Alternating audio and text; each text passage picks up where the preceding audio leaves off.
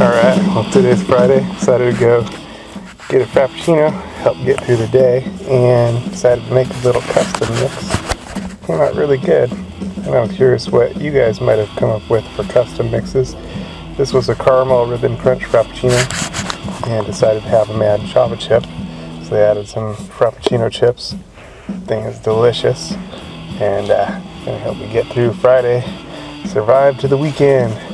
Anyway, if you leave some comments below on what your favorite drink is, your favorite Frappy, favorite custom mix. Curious to see what you guys like. Happy Friday.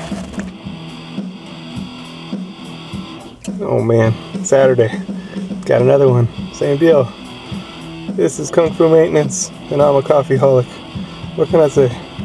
It's good stuff.